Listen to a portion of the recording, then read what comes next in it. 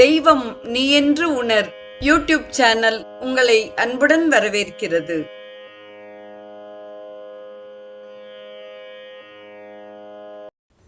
வாழிய செந்தமிழ்.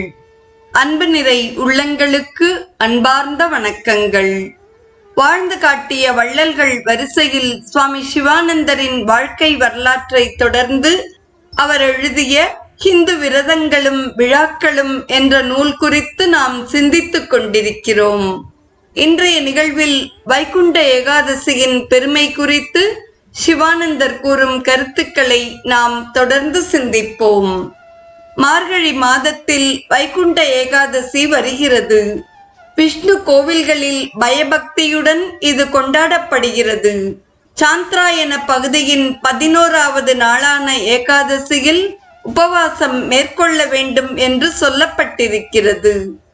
இந்த கலியுகத்தில் நம்பிக்கை, வைராகியம் மற்றும் பயபக்தியுடன் ஏகாதசி விரதம் அனுஷ்டிக்கப்பட்டு மனமானது முழுக்க முழுக்க ஹரியிடம் செலுத்தப்பட்டால் ஒருவன் பிறப்பு இறப்பு சுழலிலிருந்து விடுவிக்கப்படுகிறான். இதில் ஐயமே இல்லை. இந்த விஷயத்தில் மறைநூல்கள் நமக்கு உறுதியளிக்கின்றன. பக்தர்கள் இந்த தினத்தில் உபவாசம் இருந்து இரவு முழுவதும் கண்விழித்து ஜபம் செய்து ஹரிகீர்த்தனம் தியானம் செய்கின்றனர். சிலர் ஒரு சொட்டு ஜலம் கூட அருந்துவதில்லை. பூரண உபவாசம் இருக்க முடியாதவர்கள் சிறிது பால், பழம் சாப்பிடலாம். ஏகாதசி நாட்களில் அரிசி சாதம் சாப்பிடக்கூடாது. இது மிகவும் முக்கியம். பிரம்மாவின் தலையிலிருந்து விழுந்த வியர்வை ஓர் அரக்கனின் உருவத்தை எடுத்து எனக்கு வசிக்க ஓர் இடம் கொடுங்கள் என்று கேட்டது. அரக்கனே, ஏகாதசி என்று சாப்பிட்டவர்களின் சாதத்தில் போய் இருந்து கொண்டு அவர்கள் வயிற்றில் புழுக்களாக ஆவாயாக என்று பிரம்மா பதில் கூறினார். இதற்காக ஏகாதசி அன்று சாதம் தவிர்க்கப்படுகிறது. ஒருவன் ஏகாதசி உபவாசத்தை தொடர்ந்து செய்தால் பகவான் ஹரி மகிழ்கிறார். எல்லா பாவங்களும் போக்கப்படுகின்றன. மனம் தூய்மை அடைகிறது. பக்தி படிப்படியாக வளர்கிறது. கடவுளிடம் பக்தி தீவிரமடைகிறது. ஆச்சார சீலர்கள் சாதாரண ஏகாதசி நாட்களில் கூட பூரண உபவாசத்துடன் விழித்திருக்கின்றனர். விஷ்ணு பக்தர்களுக்கு ஒவ்வொரு ஏகாதசியும் புனிதமான நாள்தான். இன்றைய நாட்களில் படித்த பலர் இந்த புண்ணிய தினத்தில் உபவாசம் அனுஷ்டிப்பதில்லை. இது கெட்ட உலகாயத சக்திகளின் தாக்கத்தின் விளைவினால் ஏற்பட்டதாகும். சிறிது அறிவு விருத்தி அடைகின்ற பொழுது ஜனங்கள் தேவையில்லாத விவாதங்களிலும் தர்க்கத்திலும் ஈடுபடுகின்றனர். ஆன்மீக மார்க்கத்தில் அறிவு ஒரு தடங்கலாக இருக்கிறது.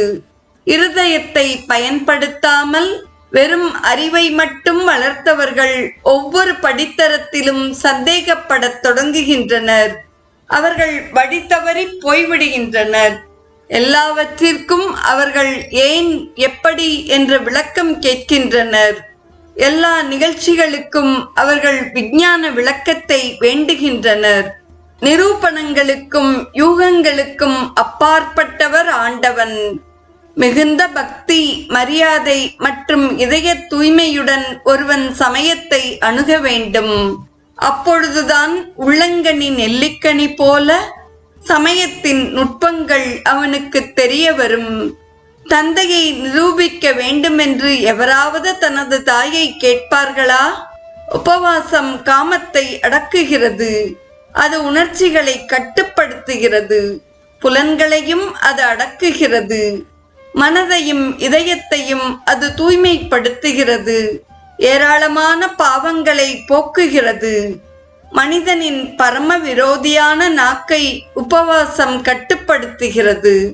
சுவாச, இரத்த ஓட்ட, ஜீரண மற்றும் சிறுநீரக மண்டலங்களை உபவாசம் செப்பனிடுகிறது. உடலின் எல்லா அசுத்தங்களையும் நச்சுக்களையும் அது இல்லாததாக்குகிறது. யூரிக் அமில படிவங்களை அது நீக்குகிறது.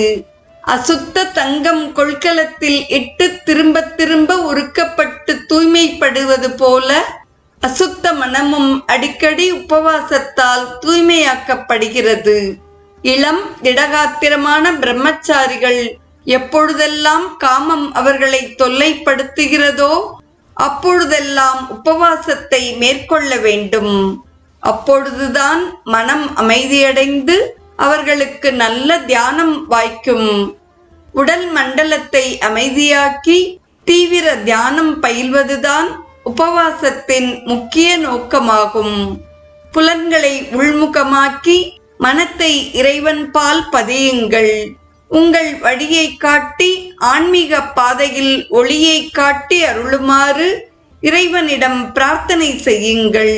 இறைவனே, எனக்கு வழிகாட்டு, என்னை காப்பாற்று, நான் உன்னுடையவன், என்னை கைவிட்டு விடாதே என்று மனமுருகிச் சொல்லுங்கள்.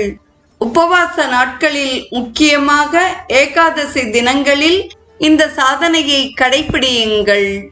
யோகத்தின் 10 முக்கிய அம்சங்களில் உபவாசமும் ஒன்று. ஆனாலும் அதிகமாக பட்டினி இருப்பதை தவிர்க்க வேண்டும். அது பலவீனத்தை உண்டாக்கும்.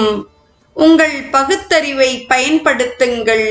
24 மணி நேர உபவாசம் உங்களால் இருக்க முடியாவிட்டால் 10-12 மணி நேர உபவாசத்தை பால் பழத்துடன் மேற்கொள்ளுங்கள். படிப்படியாக உபவாசத்தை 15 மணி நேரத்திற்கும் அதன் பின் 24 மணி நேரத்திற்கும் உயர்த்துங்கள். உபவாசம் ஒருவனை மானசீகமாகவும் ஆன்மீகமாகவும் ஆற்றல் உடையவனாக்குகிறது என்று இன்றைய நிகழ்வை நாம் நிறைவு செய்கிறோம். நாளையும் வைகுண்ட ஏகாதசியின் சிறப்பை நாம் தொடர்ந்து சிந்திப்போம். இன்றைய நிகழ்வை கேட்டு பயனுற்ற அத்துணை நல்ல உள்ளங்களுக்கும் நெஞ்சார்ந்த நன்றி. வாழிய செந்தமிழ், வாழ்க நற்றமிழர், வாழிய பாரத மணித்திருநாடு. தெய்வம் நீ என்று உணர் யூடியூப் சேனலை கேட்டு மகிழ்ந்த நீங்கள் உங்கள் நட்பு வட்டத்திற்கும் பகிர்ந்து தொடர்ந்து உங்களது நல்ல ஆதரவினை சப்ஸ்கிரைப் செய்து வழங்குமாறு அன்புடன் வேண்டுவது உங்கள் அன்பின் விசாலம்.